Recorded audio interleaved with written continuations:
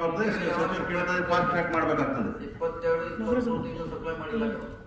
ನಾವು ಎಲ್ಲೆಲ್ಲಿ ಸ್ಕೂಲುಗಳು ಹೈಸ್ಕೂಲುಗಳು ಬೇಕು ಸಾಹೇಬ್ ಕೂಡ್ತೇವೆ ಅಂತ ಅಂದಿದ್ರಲ್ಲ, ನಾವೊಂದು ಮೀಟಿಂಗ್ ಕರೆದೀವಿ.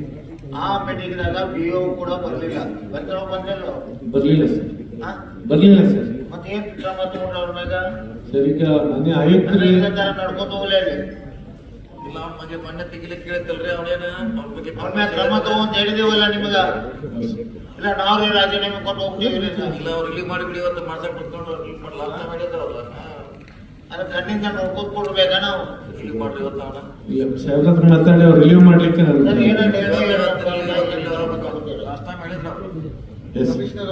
ಸಚಿವರೇ ಒಂದು ನಿಮಿಷ. ಅಲ್ಲ ರಿಪೋರ್ಟ್ ಬೇಡ, ಅವನ್ನ ನಿಮ್ಗೆ ಅದು ಇದು ಕೊಟ್ಟಿದ್ದೀವಿ, ಕಾಪಿನೂ ಕೊಟ್ಟಿದ್ದೀವಿ. ಅದು ಯಾರ್ಯಾರು ಸಹಿ ಮಾಡಿ ಕೊಟ್ಟಿದ್ದಾರೆ. ಕ್ರಮ ಮಾಡ್ತೀನಿ. ಇವತ್ತು ಬಂದಿಲ್ಲ ಅವ್ರ ಮೀಟಿಂಗ್.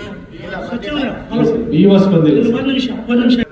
ಮತ್ತೆಲ್ಲ ಬರೋ ಅವಕಾಶ ಉಪಯೋಗ ಏನಿದೆ ಇಲ್ಲಿ? ನಾವು ವಾಕೌಟ್ ಮಾಡಿದ್ರೆ ವಾಕೌಟ್ ಮಾಡ್ತೀವಿ ನಾವು. ಮತ್ತೆ ಸರ್ ಅವಕಾಶನೂ ಕೊಡಲ್ಲ ಅಂತಂದರೆ ನಾವು ಮಾತಾಡೋದೇ ಕಡಿಮೆ ಇಲ್ಲಿ. ಇಲ್ಲಿ ಸನ್ಮಾನ್ಯ ಸಚಿವರಲ್ಲಿ ಒಂದು ಕೋರಿಕೆ ಏನಂದರೆ, ನಮಗೆ ಬರ್ತಕ್ಕಂಥ ಅನುದಾನದಲ್ಲಿ ಹೆಚ್ಚಿನ ಸಂಖ್ಯೆಯಲ್ಲಿ ನಾವು ಸರ್ಕಾರಿ ಶಾಲೆಗಳಿಗೆ ಕೊಡೋದು ವೈಯಕ್ತಿಕವಾಗಿ. ಅಲ್ಲಿ ಸುಮಾರು